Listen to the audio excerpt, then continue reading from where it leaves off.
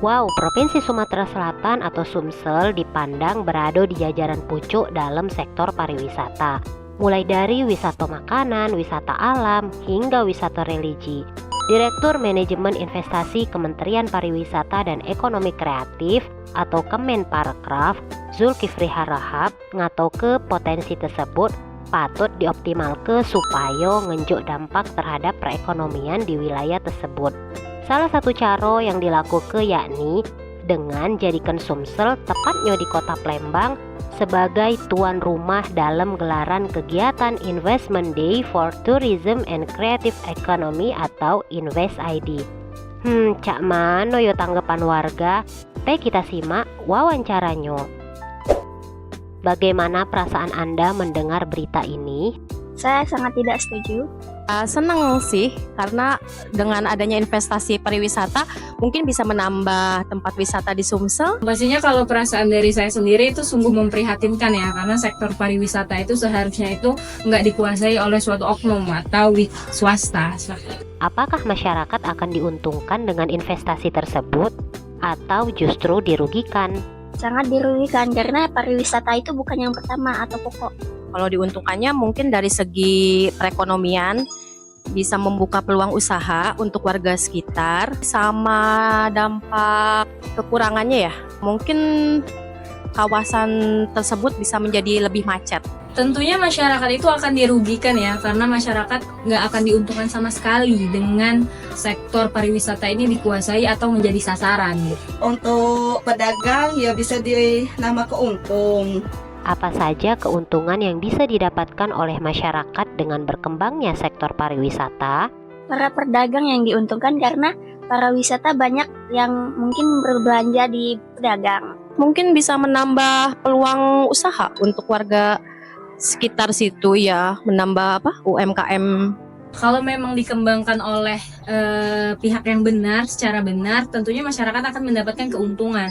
Tapi kalau memang dikelolanya tidak dengan secara benar, tentunya masyarakat akan mengalami banyak kerugian. Bisa meningkatkan penjualan masyarakat. Meskipun negeri ini kayak SDA, namun mengapa negeri ini lebih memilih untuk menggenjot sektor pariwisata dan menyerahkan SDA kepada swasta dan asing? Mungkin saja karena negara memang tidak bisa mengelolanya. Di segi dana dan kreativitasnya mungkin ya, karena mungkin dananya lebih memadai dibanding penduduk sini atau warga lokal pemerintahan yang di sini. Karena sumber daya alam dari negara kita sendiri itu tidak dimanfaatkan dengan baik, tidak dapat dialokasikan dengan baik kepada rakyat. Maka dari itu dari sektor-sektor yang lain yang digenjot, yang seharusnya tidak terlalu bisa digenjot, seharusnya kita maksimalkan dulu sumber daya alamnya, baru ke sektor-sektor yang lain seperti itu. Negara kurang fokus, kurang menguntungkan, jadi ini keluar. Apa yang harus kita lakukan menyikapi adanya investasi besar-besaran di sektor pariwisata? Kalau bisa, utamakan dulu pendidikan. Ya sangat antusias lah untuk itu, karena menambah tempat wisata di sini. Tentunya kalau sikap saya pribadi itu sangat menolak dengan tegas, karena investasi ini seharusnya bisa dibagi ke beberapa sektor yang lebih penting. Bisa jadi di sektor pendidikan, sektor ekonomi, dan lain-lain seperti itu. Apa harapan Anda kepada pemerintah? Harapan saya, seperti saya katakan tadi, lebih utamakan sektor pendidikan. Harapannya bisa membuka tempat pariwisata di sini dan bisa menambah lapangan pekerjaan untuk warga sekitar. Kalau bisa untuk sektor pariwisata itu tidak usah terlalu dibesar-besarkan atau digembor-gemborkan sebelum bisa membesarkan sektor-sektor yang lebih penting seperti sektor-sektor dan sumber daya alam lainnya. Jika yang lain sudah terpenuhi baru boleh membesarkan dari sektor pariwisata. Kalau bisa sih pariwisata itu yang megang negeri, dan kalau bisa mengutamakan pendidikan dulu. Aneh kan, sumber daya alam kita nih melimpah ruah, tapi yang diandalke untuk ningkat ke perekonomian adalah sektor pariwisata. Cak mano Islam memandang hal ini yo? Kita simak penjelasan dari Ustazah. Jangan lupa like, komen, dan share sebanyak-banyaknya yo. Pariwisata saat ini mendapatkan perhatian yang besar dari pemerintah. Pasalnya, sektor pariwisata dianggap dapat meningkatkan pertumbuhan produk domestik bruto atau PDB. dapat meningkatkan UMKM, dan dapat membuka lapangan pekerjaan baru bagi masyarakat. Namun, benarkah demikian? Faktanya yang paling diuntungkan dengan pembangunan kawasan wisata itu adalah mereka yang memiliki modal yang besar. Ini diungkapkan sendiri oleh Direktur Manajer Investasi Kementerian Pariwisata dan Ekonomi Kreatif bahwa proyek pariwisata itu untuk mempertemukan pemilik bisnis, para investor baik swasta maupun asing, dan juga pihak pendanaan. Nah, sedangkan negara di sini sebagai regulator untuk mengizinkan dan mempermudah pertemuan ketiganya. Lalu, bagaimana dengan nasib rakyat sekitar yang tidak memiliki modal yang besar? Mereka tidak akan terlibat dalam bisnis tersebut tentunya. Bahkan seringkali mereka dipaksa untuk mengorbankan lahan kecil yang mereka punya atau usaha-usaha kecil yang mereka miliki untuk digusur dan dijadikan sebagai lahan pariwisata. Dengan alasan mereka wajib mensukseskan pembangunan. Boro-boro memberikan keuntungan. Kompensasi bagi mereka pun terkadang tak terpenuhi. Lapangan pekerjaan pun untuk mereka digaji dengan upah yang biasanya di bawah rata-rata. Itu juga harus berdesak-desakan, berebut untuk mendapatkan pekerjaan karena biasanya lowongan yang dibuka itu lebih kecil ketimbang pencari kerja. Dan di sini sebagai rakyat biasa tidak punya daya upaya karena negara pun sudah memberikan izin. Rakyat hanya bisa pasrah menerima nasib mereka. Lalu bagaimana dengan bisnis-bisnis seperti toko-toko kecil, restoran-restoran di kawasan pariwisata? Seringkali tidak jauh berbeda. Kenapa? Karena masyarakat sekitar tidak memiliki modal untuk membuka usaha. Sehingga lagi-lagi yang akan mengambil kesempatan tersebut adalah para korporasi besar. Mereka akan mendirikan restoran-restoran, hotel-hotel karena mereka memiliki modal yang besar.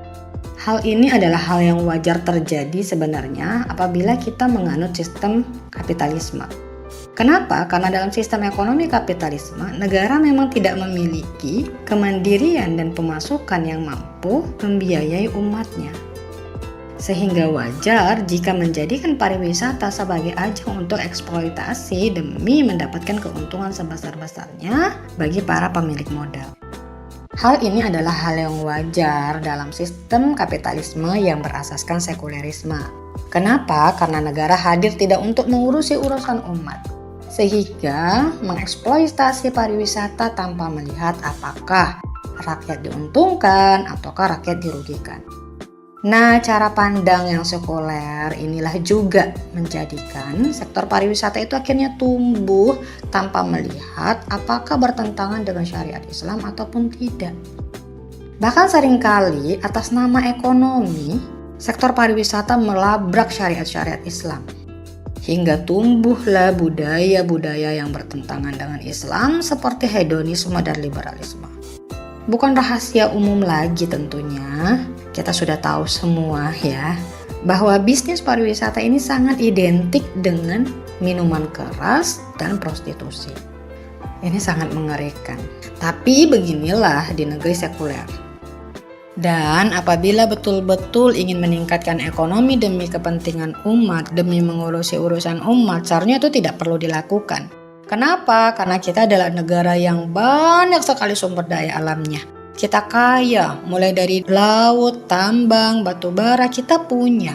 Dan itu apabila dikelola dengan sebaik-baiknya dan dipergunakan untuk umat, maka itu akan cukup.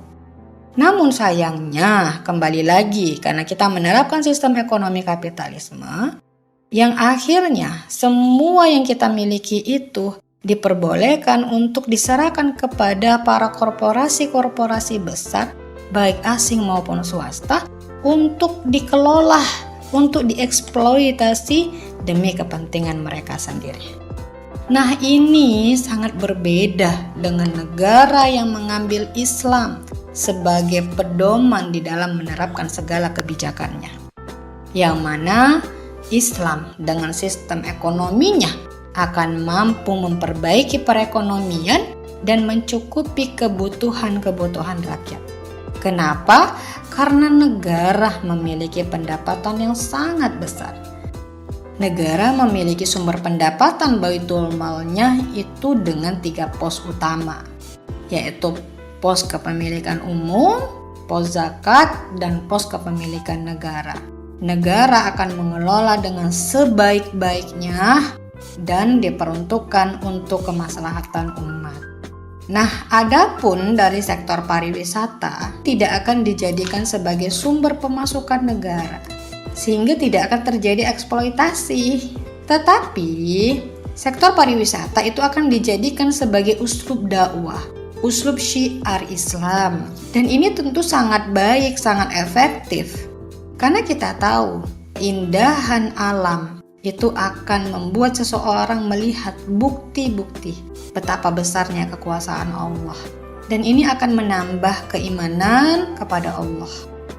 Dan jika pariwisatanya itu berbentuk seperti museum atau pameran-pameran, ini juga bisa dijadikan sebagai tempat untuk memperkenalkan budaya-budaya Islam yang tentu akan menarik perhatian para pengunjung untuk semakin mengenali Islam, baik sebagai seorang muslim atau sebagai non-muslim.